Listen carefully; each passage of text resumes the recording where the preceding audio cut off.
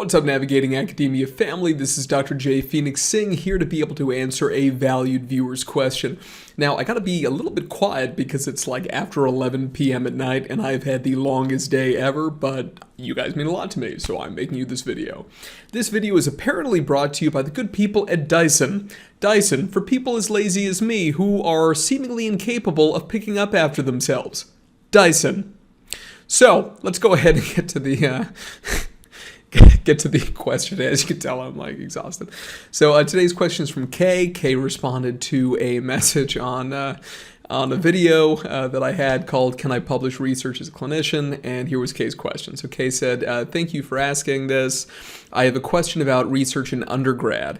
Given the choice between joining two interdisciplinary projects, should one pick the mentor with the most experience publishing, but whose work you aren't as excited about, for example, health or nutrition, or would you recommend taking a risk and working with a mentor, for example, music, that is newer to the research space, but who resonates more personality-wise and has a connection to a psychology professor who does a lot of research you hope to work with in the near future?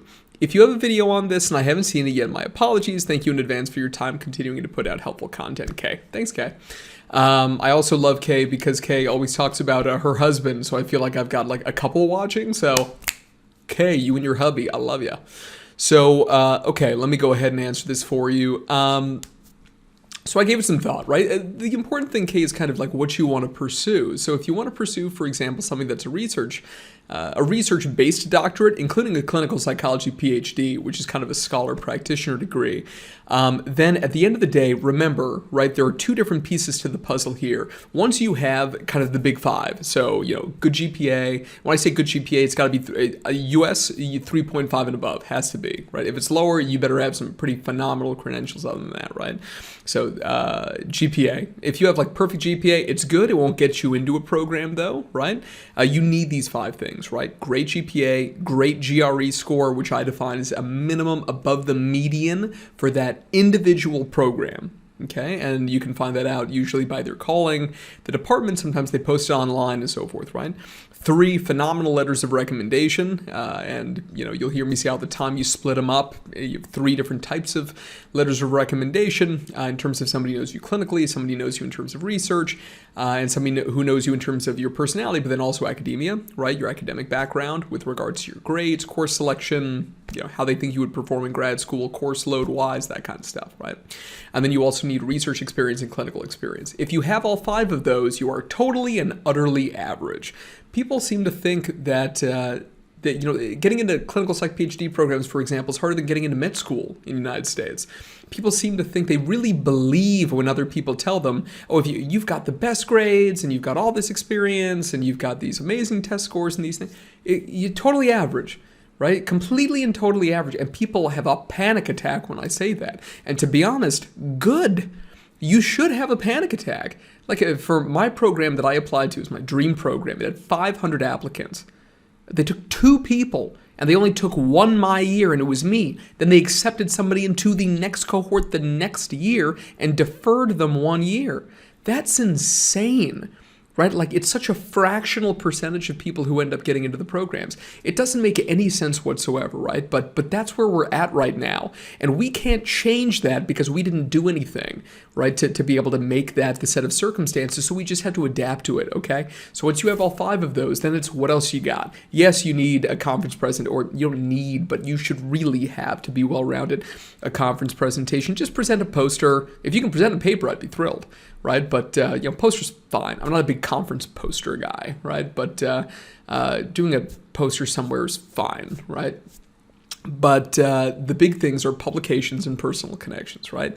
Now here, the trouble, Kay, when I read your question, is that it seems, if I'm reading it correctly, I could be misinterpreting. It seems like we have kind of 2 different pieces here, right? So you've got one mentor who's got a lot of experience publishing, but whose work you aren't as excited about. To be honest with you, I don't really care whether you're excited about the work or not. The only thing that matters is you getting publications, right? In impact factor, it doesn't have to be high impact factor, just impact factor journals. Yes, you could be 17th out of 18 authors. That's fine, right? But if you can get co-authorship on a piece, amazing.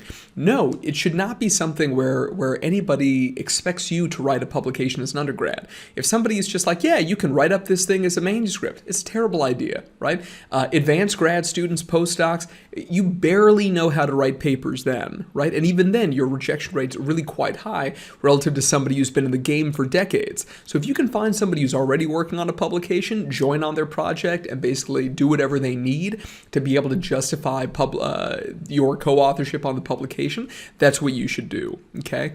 So here you say, again, you're not very passionate about the work in health and nutrition, but remember, in terms of the work, we're talking about skill sets that you should be building here too. Statistical analytic skills, even if they're rudimentary, great. Data entry, coding, this kind of stuff, right? Coming up with or doing validation checks. These sorts of things are just, they're good. They're good to do, right? Working with participants, sampling strategies. All of this stuff is really valuable, and it's across all the different sciences, including the social sciences. And because of that, right, even though you may not be fascinated by the specific topic, think more about process. And if you can get publications out of it, even just one, I'd be thrilled, really, honestly, okay? You just need to make sure that you can make a coherent story out of the lab that you worked in and how that work transferred. Sometimes it's a little bit of a stretch, but this is why, book a session with me, we'll talk about it, because this is like a big thing, right? In terms of making that story, people sometimes, they really struggle to be able to figure out, how do I take all the pieces of my story, which may not all initially make sense? How can I bring it all together and make it a coherent whole? That's something I'm really good at. So, next. So that's the one side. The second side is you're asking, or would you recommend taking a risk and working with a mentor in something like music? No. Not if you want to do a doctorate in science. Don't do anything with music. I love me some music, right? Don't get me wrong. I used to be the lead singer in a band, or 3 bands technically, right? It's an amazing field. If you want to be a clinical psychologist, if it's like the psychology of music or something, then that would be different. Keep in mind, okay? But if it's just music, no, right? That is newer to the research space. Now, the good thing about people being newer to the research space, maybe they're an assistant professor, they could be hungry for publications. They're going to spend all their time. They're going to submit so many manuscripts. They're going to work so hard, and they need a workhorse, and you can be that workhorse. And then you'll get a publication or maybe even several publications out of it. But if the person's less experienced, they also may not know what they're doing as much, right? It's a mixed bag. That's a risk itself. You use that word very wisely there, right? But then you say here, newer to the research space, but who resonates more personality-wise and has a connection to a psych prof who does a lot of research, you hope to work with in the near future. My question for you would be, why not work with that psych prof right now? Right? And if it's somebody that when you say work with, you mean apply to be able to actually, work with them and this kind of stuff, right? Then it's something where you need that personal connection. So in that case, that would be wise, provided you can still get on a publication. The odds of the publication getting accepted would be higher for the first person. To be honest with you, like the last thing I'm worried about is you jiving with the personality of the person. This is like a very American thing, I would say, because I've lived in 6 countries, right?